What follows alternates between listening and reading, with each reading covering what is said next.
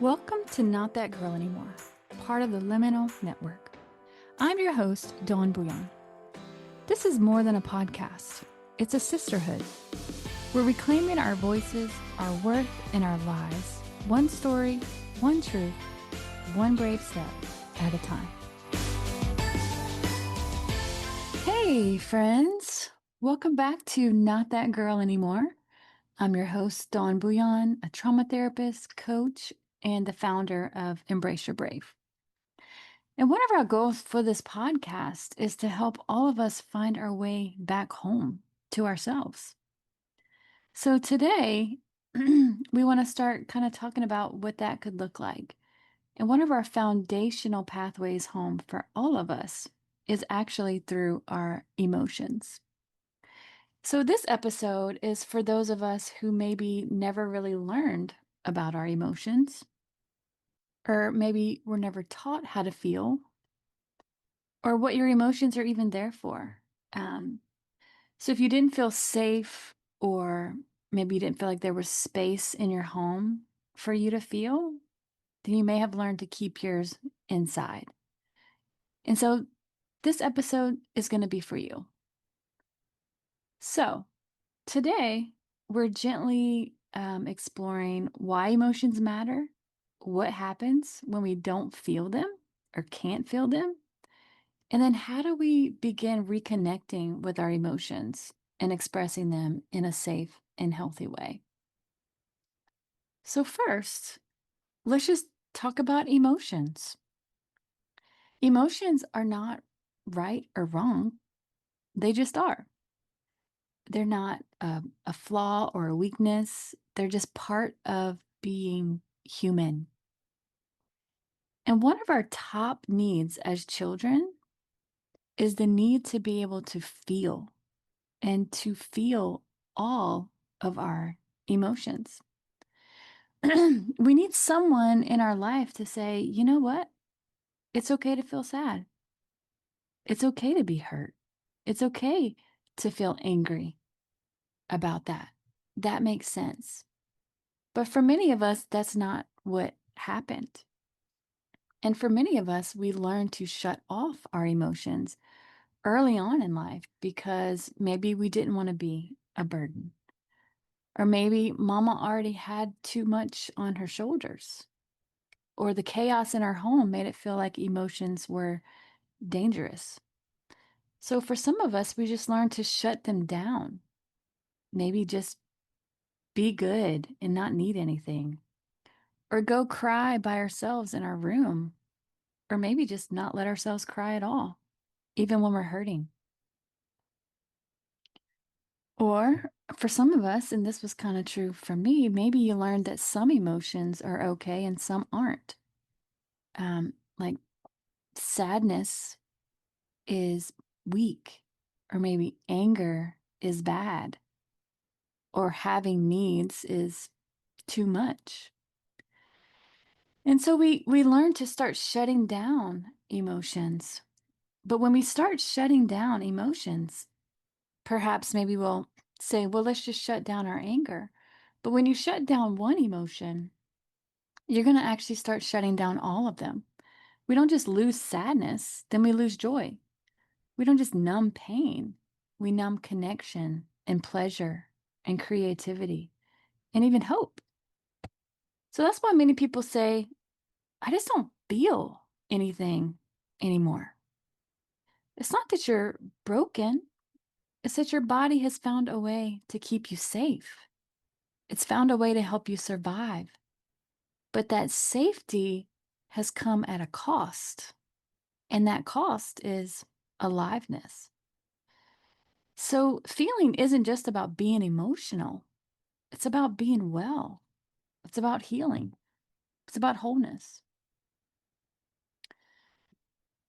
So when we disconnect from our emotions, then we disconnect from ourselves. We disconnect from our ability to know what we need and to set healthy boundaries, or to speak up for ourselves when that's necessary, or even to feel like joy. And when emotions don't have a way to move through us, they don't just disappear. They get stored in our bodies. And that can quietly turn into depression. And over time, as we keep pushing our feelings down, it can lead to physical illness because we're all connected. Our minds, our bodies, our spirits, our souls, all of it is connected. And so, what we may not realize is sometimes the evidence of this is showing up in our physical bodies. And this can lead to chronic fatigue, digestive issues, anxiety or panic attacks, autoimmune flare ups, or just that deep numbness that we can't even explain. So, again, feeling isn't just about being emotional, it's about being whole and being connected. So, if no one's ever told you this before, feeling your feelings is one of the bravest things you'll ever do. And it's one of the most important things you can do for your emotional and physical health. So you're not broken if you can't feel. You've just learned to survive. But I don't want you to just learn to survive. I want you to live. So, how can we possibly begin to feel again? And this is not about shame. It's not about shame that we don't know how to do this. How are you going to know something that you've never been taught? But then at the same time, it's never too late to learn. And so let's let's learn, right? Let's start today.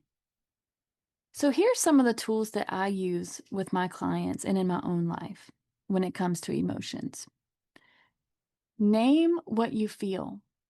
And for me, with my clients, I use like a feeling wheel and I help people kind of put words to what they're feeling.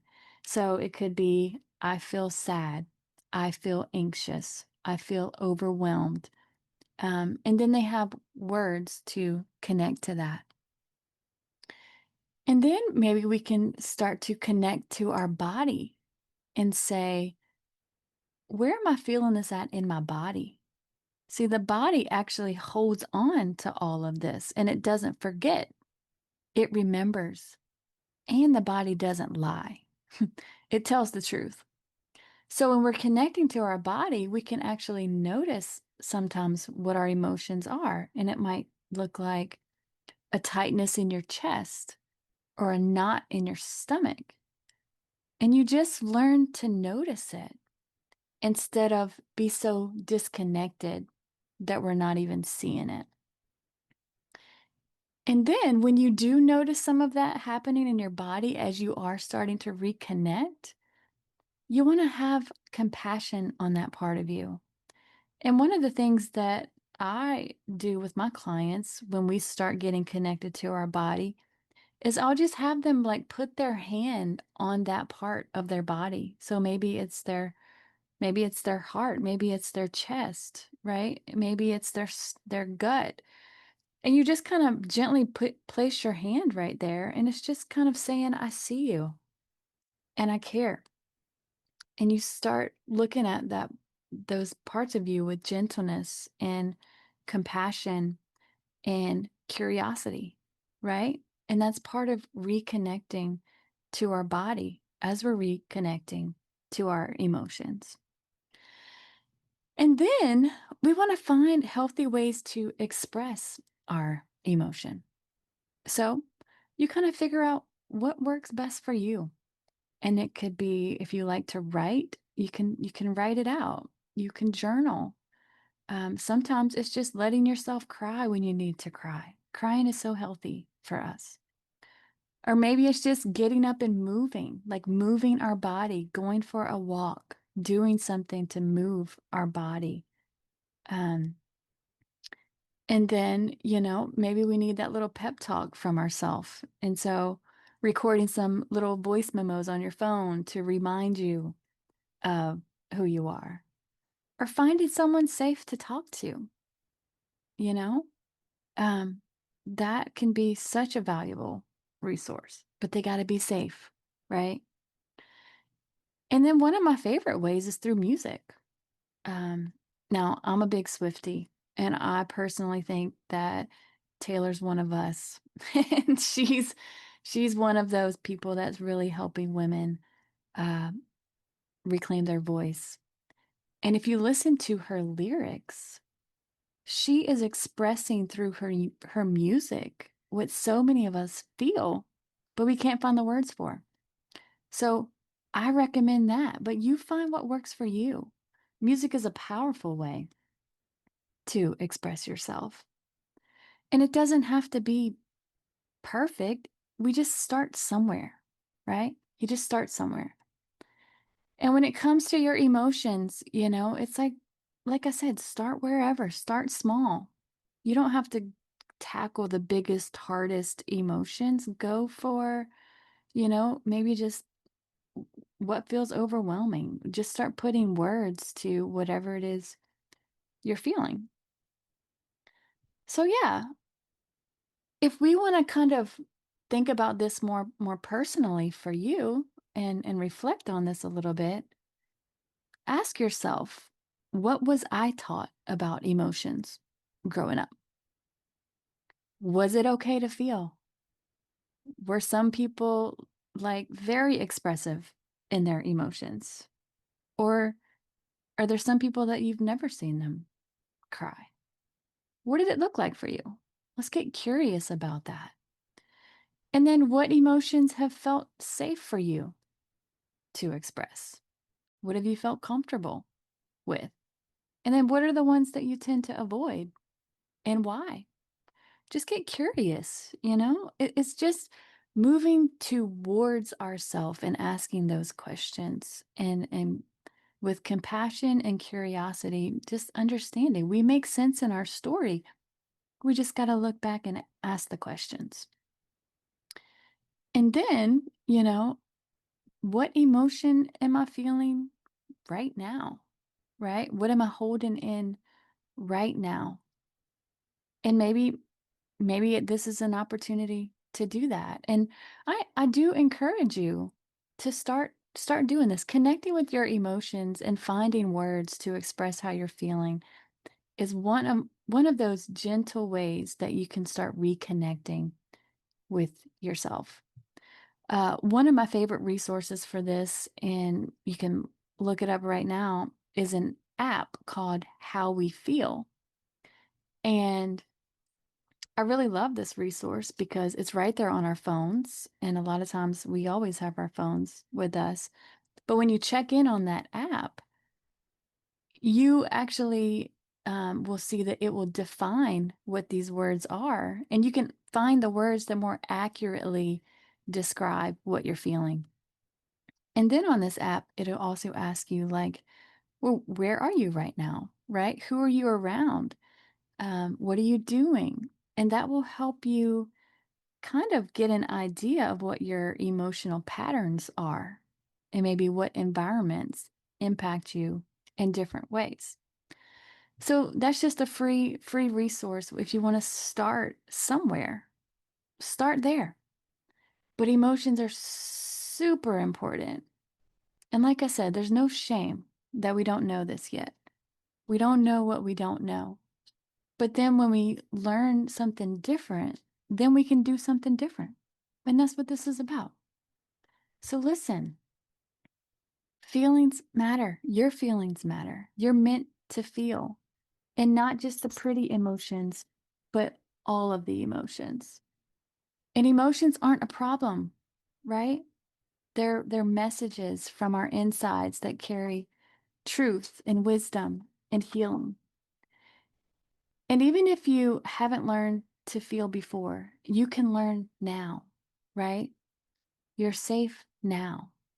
You're strong enough now. You don't have to do that alone either. That's why we're here doing this together. So, thank you again so much for just being here today and taking the time to learn about, ways that we can reconnect with ourselves and come home to ourselves and understanding emotions and why they matter is a really important part of that. So, if this episode resonated with you, I'd love for you to share it with someone else that you care about, that you know needs it. And if you're wanting more support with connecting with your voice or your emotions or the truth, reach out. We are right here and we are walking with you through this. So remember, you matter, your voice matters, your story matters, your healing matters, and you are not that girl anymore. And you're becoming who you were always meant to be. Hey, friend, just a quick note. I am a licensed therapist, but this podcast isn't therapy. It's not meant to diagnose or treat anything. It's here to offer you support, encouragement, and real conversation. If you're struggling, please reach out to a trusted professional. You are not alone, and you are so worthy of healing. Even if your voice shakes, keep using it. Your healing matters. If you're ready to go deeper, you can book a session by clicking the link in the show notes or visiting our website, embraceyourbrave.org, to learn more about our therapy and trauma-informed coaching options. Let's explore how we can walk this journey together. You are not alone. Embrace your brave, sis. You're not that girl anymore.